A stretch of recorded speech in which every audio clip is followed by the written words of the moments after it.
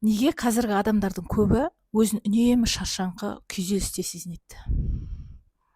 Шаршайтын адамдар кімдер екенін айтайын ба? Шаршайтын адамдар өмірге деген ешқандай қызығушылығы жоқ адамдар. Таң атты, кеш батты, жаңағы бізде бір қағида, ер адамдар болса, жаңа 20-25 жас арасында қатын алу керек, сол қатынды асырау керек, бағу керек. Қағида солай. Сендерге өмір сүріңдер, бақытты болыңдар, жан жақты көріңдер, ішкі жаңағы ұйықтап жатқан қабілеттеріңді оятып, сол қабілетпен жұмыс жасаңдар деген ешкім жоқ, да? Мынаны жасайсың, болды. Еркекке жаңағы бір күрек дейді да. Әйел адамдарға қалай?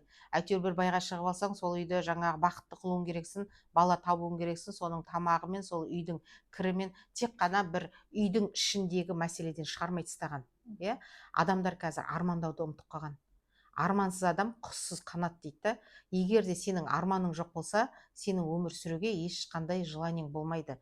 Желаниең болмағаннан кейін сенің уже тәнің де жаның да шаршайды. Армандарды көбірек жазу керек екен. Арманды жазған кезде шынымен де адам шаршап жүргенін, өмірде қиыншылық болып жатқанын ұмытып бастайды. Армандаудың да өзінің техникалары бар екен да. Мен енді бүгін ғана айтып өзіме күліп қойғанмын. Ең бірінші мен психологияға келген кезімде 100 арман жаз деді ғой, ол кезде мен 10 арманым болған жоқ. 10 арманды азар өлдім талдым деп жазғанмын. Одан кейін ол армандар қалды. Жаңағыдай гипнозға барсам күшті болам, психологияға барсам күшті болам, жүгіре бердім да. Сол именно 100 арманды жазуға мен уақытымды арнаған жоқпын, ешқандай арманды ойлаған жоқпын. Мен тек действие, міне қазір жасап тастауым керекпен жүрдім. Қазір жасай берсең, сене өлмештің күні ғой, жаңа выживаниемен жүрсің да. Ал армандаған кезінде ол арман сенен ақша сұрап жатқан жоқ қой. Жаңағы оның техникасын біліп алсаң, егер де мысалға сен армандауың керексің, сенің қазір қолыңда бәрі бар, ақшаң бар, дүние бәрі бар да, сол кезде сен қайда барар едің, сол кезде сен не істер едің, сол кезде сен не алар едің деп, мына миыңдағы шектеуді бұзу. Қазір мен уже бүгін 4-ші күн арман жазып жатырмын, 100 арманды да. 100 арманым маған деген қазір дым емес болып қалды. 100-ден асып баратыр. Уже күніге бір 2-3 арман қосылып жатыр. Мен мынаны қалайды екенмін ғой, мынаны істегім келеді екен ғой, мында барым керек екен ғой деген сияқты уже 100-ден асып жатыр арманым. Ал осыған дейін 10 жыл бойы мен сол 100 арман десе, бірінші психологқа барсаң айтатыны 100 арман жаз. Любой курс аласың, 100 арман жаз дейді да. Мен ішімнен ашуланатынмын. Қолыңда дымың жоқ, не армандайсың, қақы барасың? Қазақстаннан шыға алмай жатсың, арестте жатырсың, солай ма? Бірдеңе алайын десең, балдарыңа жетпейді, байыңа жетпейді, былай тартсаң, былай жетпейді. Не армандайсың? Сонда біздің жаңа миымыздың шектеулігі сондай қатты шектеп тастағанымыз, сенің қолыңда 100 мың зарплатың бар ма, 500 зарплатың бар ма, сол 500-дің жаңа кредитің бар, төлеген тамағың бар, содан қалған құттай сумаға ғана армандайды екенбіз ғой. Сондықтан да адамның жаңағы арманы болмағаннан кейін ешқандай өмірге қызығушылығы болмайды. Қызығушылық болмағаннан кейін ол адамның бойы шаршап, көп аса ұйқы басады, әлсіздік болады, ештеңе қызық емес болады. Бұрын мысалға тойға барып, жаңағы караокеге бір жерге барсақ қызық болатын сияқты, о да қызық болмай бастайды. Бірте бұрын жаңағы кішігірім қызықтырып жүрген нәрсенің барлығы кетіп бастайды. Уже қызығушылық жоқ деген адам тірі өлікке айналамыз. Тірі өлік деген енді оны переводтап қажет жоқ шығар. Адамның құр сүлдесі қалады, көз жанары жоқ, не айтса да негатив айтып отырады, жаман нәрсені ойлап отырады, әр нәрседен қорқып отырады, содан кейін депрессия, апатия, уже ары қарай адам түсе береді содан. Керемет. Значит, 100 арманы техникасын білем дейсіз ғой? Конечно. Оны үйренетін болсаңыз, кәдімгідей қанатыңыз жанып, көзіңіз жанып, кәдімгі бір енді ұшқыңыз келіп тұрады ғой. Сол арманды жазып жатқанда, білмеймін, іште бір күш қуат пайда болады. Тек кәдімгідей кетіп қаласың сол жаққа қарай, армандап, анаған беріліп, әрбір қаланың қандай жерінде қандай керемет бар, мысалға да, тек Турцияға барғың келеді емес, Турцияда не бар? Не қызықтырады сені? Сен ойлан, ютубтан қара, инстаграмнан қара да, қараған кезінде сол нәрселерді кәдімгідей уже тартылыс күш пайда болады. Сол саған күш бітіреді. Сол үшін да мен қайталап айтамын, мына бұрынғы психологтардың айтып жүрген жоққа шығаратын едім, тек қана арманмен не өзгертуге болады деп, оказывается, қазақ айтып кеткен ғой. Армансыз адам қанатсыз құс. Ұшқың келе ма, көбірек арманда. Армандар мақсатқа айналады. мақсатқа жетуге уже план құрасың, сен жетесің оған. Керемет. Енді келесі сұрағымыз, психологқа барғанмен нәтиже көрмейтін адамдар бар. Мұның себебі неде деп ойлайсыз? Психологқа барғанда нәтиже болмайды, ол нәтиже мүлдем болмайды емес, болады, бір азғантай уақытқа болады, бір кішігірім сенің сүттің қаймағы сияқты ғой, сүтті пісіргенде бетінде қаймағы, жұқа қаймақ шыққанда алып алсаң, одан кейінгі қалық қаймақты шығару қиын болады да. Сол сияқты мына адам психологияға барған кезде сіздің қазір қатты триггерт етіп тұрған мәселеңізбен жұмыс жасайды, бірақ оның түп тамыры қайда, өзегі қайда, оны алу енді өте үлкен жұмыс болады. Сізге бірден айтайын, мына мені тыңдап отырған көрермендерге айтамын, босқа өздеріңізді алдамаңыздар. Психологқа барып жұмыс жасайтын болсаңыздар, бірден қалталарыңыздағы ақшаны санаңыздар. Психологтан өту, нормально деген деңгейге түсу, жаңағы өзегіне жету 200-300 сеанс болады. Егер сіздің қалтаңыз көтеретін болса, 200 сеансты, 300 сеансты көтеретін болса, сондайға уақытыңыз болса жүре беретінді, онда жүре беріңіз. Психология ол адамдарға ешқандай өмір сүруге құрал беретін нәрсе емес. Ол сіздің өтіп кеткен жаңағы өкініштеріңізбен, өкпе-реніштеріңізбен, жаңағы ата тектен келатқан, басқа жақтан келатқан глубинный жұмыстарды жасайды, бірақ оған ұзақ уақытпен көптеген ақша керек. Ал психологияның басқа түрлері қазір көп қой шығып жатқанда, мен гипнотерапияны басқаны айтып қозғағым келмейді. Соның ішінде мына телесный терапия дегендер бар ғой, адамның тәнімен жасайтын. Осы тәнмен жұмыс жасайтын болсаң, сен бір рет оқып аласың да, енді өзің үшін ерінбей күніге 1 сағат өзіңе арнайтын болсаң, сен сол жазылып қалған жаңағы мидағы блок деп айтамыз ғой, мида блок жоқ, адамның несінде, денесінде блок. Қорыққанда, қысылғанда, ұялғанда, кінәлі сезінгенде, өкінгенде, мына денемізде бізде неше түрлі процестер, реакциялар болып жатады да, асқазанымыз ауырып кетеді, тамағымыз қысылып қалады, аяғымыз дірілдейді, оның барлығы жазылып тұрады. Сол жазуды ол сөзбен, ол басқамен алу мүмкін емес. Айтып отырмын ғой, ол бетін ғана аласың. Ал егер де мен болдым, бүгіннен бастап міне бүткіл психологтарға бардым, анда бардым, мында бардым, курстарды алдым, марафондарға қатыстым, мен айтарлықтай өзім күткендей жетістікке жеткен жоқпын деген жандарға айтатыным, бір телесный процесті оқып алыңдар да, өздеріңе кәдімгідей мақсат қылып қойыңдар. Міне мен 30 күн жасаймын, міне мен 60 күн жасаймын. Кім қандай деңгейге жеткізгісі келіп тұр, өзін сондай жаңағы күнді белгілесін да, сол күннің аралығында үзбей жасасыншы, сол кезде ол адамдарда күшті результат болады. Менің мақсатым адамдарға разбор беріп, әрбір адамның жаңағы болын тауып беру отыру емес. Бұрынғы мақсатым сондай болды. Қазіргі мақсатым әрбір адамның өзінің қолындағы биотогымен, өзінің сөзінің құдіретімен, өзіне деген жанашырлығымен, өзінің жанының қалауына жететін осындай бір қысқа курстар, мини курстар бар ғой, тек көрсетіледі, аласыз да тек өзіңізге жасау арқылы өзіңізді шыңдайсыз. Кәдімгідей сіздің көзқарасыңыз өзгеретін деңгейге жетесіз. Сіз өзгеріп жатқанда сіздің қасыңыздағы адамдар міндетті түрде өзгереді. Бұл бір жақсы жері, мысалға, сіз өзіңізге жасап жатырсыз, үйдегі адамдарға да жасайсыз, басқа адамдарға да жасай аласыз. Ал психологтарда білесіздер, олар техника берсе де аманаттап береді саған. Сен тек қана өзіңе ғана қолданасың, басқа адамдарға қолдана алмайсың оны. Қолдансаң, оның да кармический нәрселері бар. Бар, мысалға, көп адамдар осознавать етпейді. Мен қанша адамдарды біліп отырмын да, мысалға, мына нәрсені сен оқыта алмайсың, істей аласың деп бересің ғой, олар оқытып жібереді, бірақ үйлерінде, отбасында, ақшада үлкен проблемалар болып жатады. Ол жерде мен оны қарғап жатқан жоқпын, мен білмеймін да кімге, бірақ аманаттың жібі ол көзге көрінбейтін нәрсе. Сен аманатқа қиянат жасадың ба, все равно сенде жаңағы белгісіз бір тылсым күштен келген кесірлер пайда болады. Дұрыс айтасыз. Сондықтан да психологияны қуа бермей, өзіңнің тәніңдегі жаныңның айқайын естуге барар жолда жұмыс жаса деп айтар едім.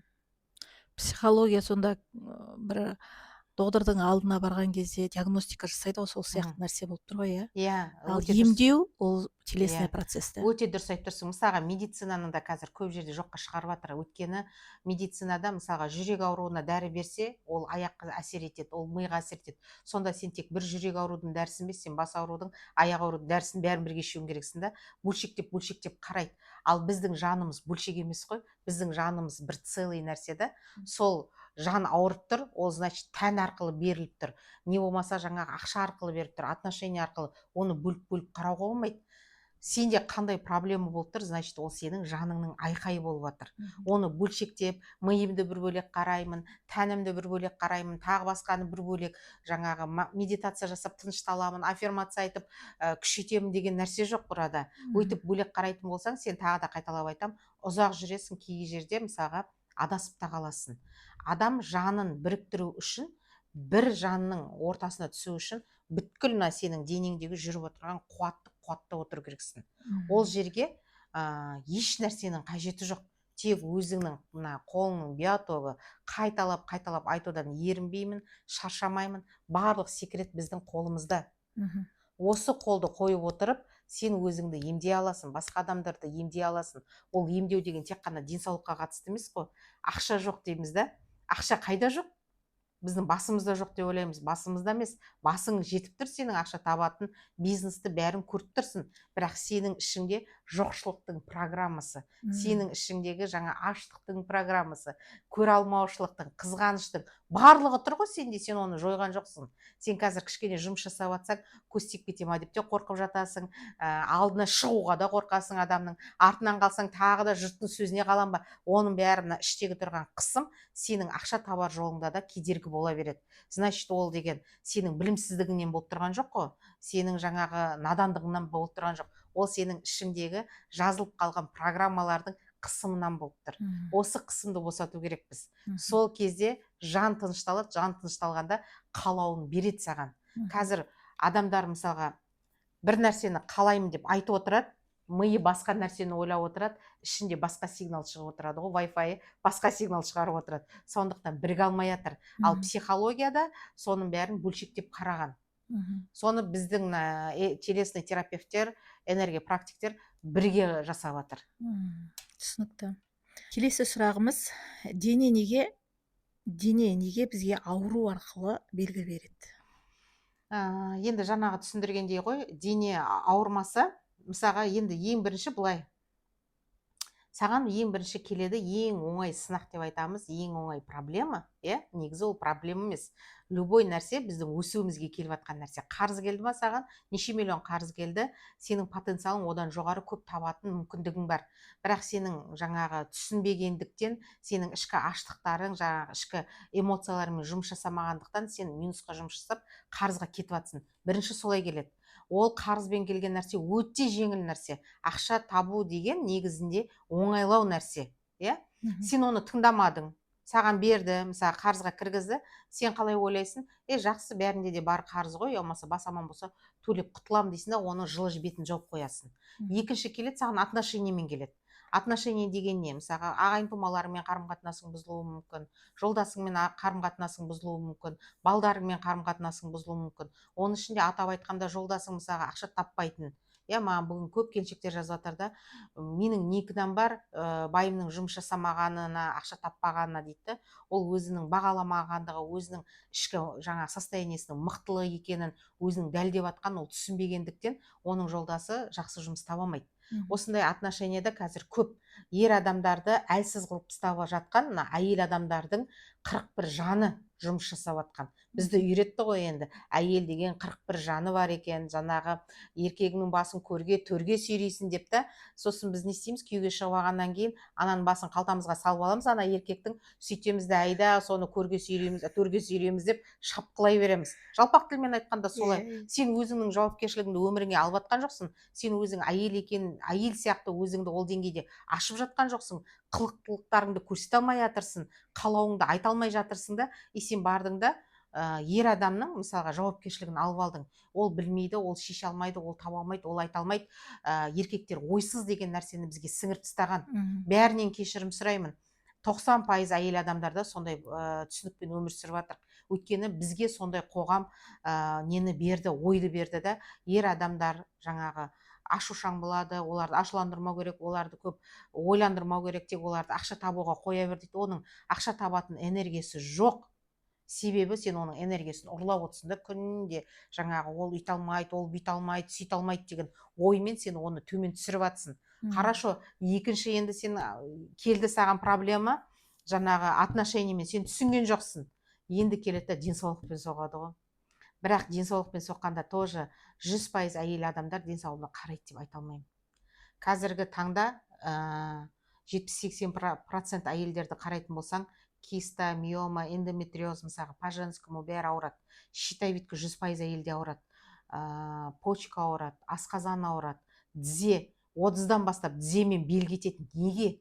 Себебі жан айқайлады ғой саған, ақшаңды алып қойды, ей маған қарашы деді, қарамадың. Отношениеңді алып қойды, маған қара деді, қарамады. Енді сенің өзің жеке басыңа көшіп жатыр да ол. Сен енді ол жерде не істейсің? Медицинаға жүгінесің. Иә, кеше ғана бір әйел айтады, менде киста болды, 2 рет алып тастадым, ол қайтып өсе береді дейді. Ол өсе береді, потому что ол ер адамға қатысты ойын өзгерткен жоқ.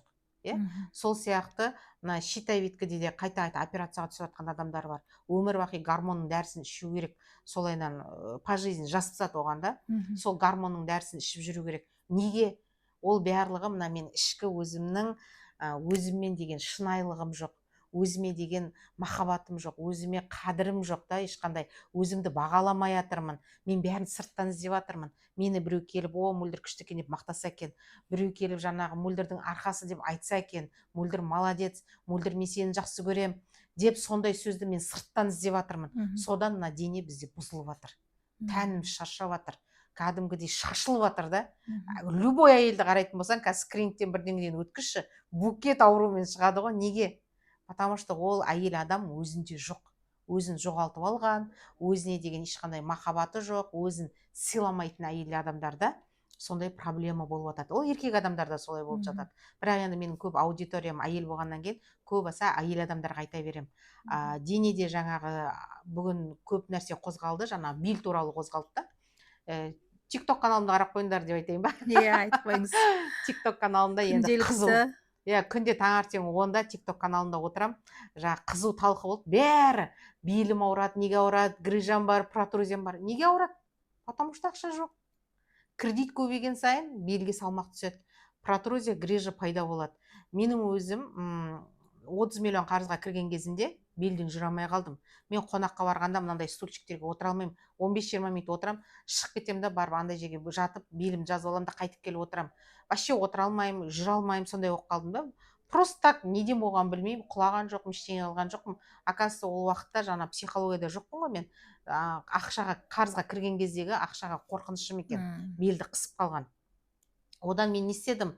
Мануальщиктердің түріне бардым, балғамен ұратын, таспен ұратын, бәріне ұрғыздым, мамалап, ойбайлап, одан шығам. Одан массаждың түрін жасадым, оған барып шығам да. Барған кезінде кішкене жақсарасың, бірақ қайттан 1-2 аптадан кейін қайтып қалыпқа келе береді. Өйткені мен жаңа қарыздан қорқып жатырмын да. Сол кезде ол қысым бола береді екен белге. Одан кейін не істедім? Плазма дейді ғой, мына өзіңнің қаныңды алып белге салатын опасный нәрсе. Ол мысалға да бір нервқа тиіп кетсе, сен өмір бақи калека болып қалуың мүмкін. Сондайды біліп тұрсам да ондай да жерге бардым. Жаңағы су терапиялары, общем білмеймін, жаңағы электрлік па жаңа, ойбай, тоққа салып та жасады, түрін жасады деймін бе. Жаңағы неде балшыққа да бардым, короче айтқанда оның барлығы кетірмейді. Пока мен ішімдегі қорқынышымды кетірмей, ол белдегі нәрсе кетпейді. Қазір белім ауырмайды, қазір беліме ештеңе де жасамаймын. Себебі оның барлығы сенің ішкі состояниең, халің, ішкі күйің сенің. Любой денең ауырып тұр ма? Значит, сен түсін, жаның саған бірдеңе түсіндіргісі келіп тұр. Жаныңның айқайы солайынан шығып тұр. Сен өзіңе қарауың керексің, кішкене демалуың керексің. Демалғанда жаңағы диванға барып алып жату емес, менің тәнім не қалап тұр, менің жаным не қалап тұр, мен бұл жерде нені істемей жатырмын, мен не түсінбей жатырмын деген кішкене сұрақта болатын болсаң, ол саған Құдайдың өзі белгілерді беріп бастайды. Когда сол оймен жұмыс жасасаң, жаңа қысып тұрған бүткіл ауруларың бәрі өзімен өзі сабасына түседі. Бірақ физикалық теланы жоққа шығармаймын, физикалық тело бар. Сен жаңағы ішкі халіңді дұрыстай отырып, ішу керек. Әрине витаминдерді қосып ішуге болады. Негізі мен мына діннің Құрандағы көп нәрселерге келісемін да. Олар деген мысалға медицинаны көп не істемейді ғой, қолдамайды, тек костоправтарды ғана, жаңа сынықшы сондайларды ғана да қабылдайтын. Шынымен де адамның өміріндегі болып жатқан нәрсе өзінің сүріп жатқан өмірінің көзқарасына, салт дәстүріне байланысты. Өте тас болады. Неге болады? ол жаңа көп өкпешіл адамдар, болмайтын нәрсеге өкпелеп ашулана беретін адамдарда өттерінде тас көбейіп кетеді, бауыры ауырады да, соның барлығы өкпешіл адамдарда болады. Сол себептен де айтатыным, ең бірінші доғдарға жүгірмей тұрып, хотя бы психосоматика деген қазір ғылымдар бар ғой, соны ашып жеріп қарап, соны оқып, сосын жаңағы өзіңнің түсінгеніңді қағазға түйу арқылы жазып бастасаң да, сенің қазіргі ауырып тұрған нәрсең кішкене басылып бастайды. Ал енді ары қарай емдеп алатын болсаң, тағы да қайталап айтамын, керек емес дәрілерді іше бермей, өзіңнің қолыңның биотогымен емдеп алуға болады. Мысалға кеше ғана да шын болып жатқан жағдай ғой, менің қайнағам неше жылдан бері жүрегі ауырады да, мысалға. Ол барып осы Атырауда қаншама докторларға қаралды, жаңа стенд салды, үйтті бүйтті, сол ішкен дәрілерінің барлығы әсер бермей тұр, қайта ауырып тұр. Енді кеше Ақтөбеге барса, Ақтөбедегі врачтар айтады дейді, сенің осы жылдар бойғы ішіп жүрген дәрілерің бәрі дұрыс емес деп. А енді кімге сенесің, не істейсің? Қай дәріні ішесің? Сен бір дәріні ішіп, екінші жеріңді мысалға жаралап жатсың. Екінші нәрсені көтере алмай жатыр сенің. Бізге көп аса мына почка мен бауырға ғой салмақ түсетіні. Соны таза ұстауымыз керек. А почка деген не? Бізде қорқыныштарға жауап беретін нәрсе. Өміріңде болып жатқан барлық қорқынышқа сен почкаң жауап береді. Сондықтан да дәріні ішпестен бұрын жаңағы кез келген нәрселермен, БАДылармен де, мысалға БАДыларды да кез келген алып қолдана беруге болмайды. Сіздің организміңізде қандай витамин бар, қандай витамин жоқ та, оны білмейсіз, тексеріп жатқан жоқсыз. Сізге бұл әлемде не жетпей жатыр? Махаббат па? Махаббатты өзіңе бере сал. Ол жаңа БАДыдан ішпейді. Сол енді былай қарасаңыз, сенімсіз бір сенбейтіндей нәрсе, бірақ бұл 100% кәдімгі реально жұмыс жасайды. Өз басымнан көріп отырмын ғой, енді өзімнің ауырмаған жерім жоқ, денсаулығым да кетті, бәрі кетті, бірақ қазір мына энергияның күшімен өзім жаңағы ауырып тұрғанма, мынау екен ғой деп жаңағы өз-өзімен сөйлесу арқылы денсаулығым қазір енді артық салмағым ғана тұр, қалғаны қалыпқа келді деп айтуға болады. Керемет.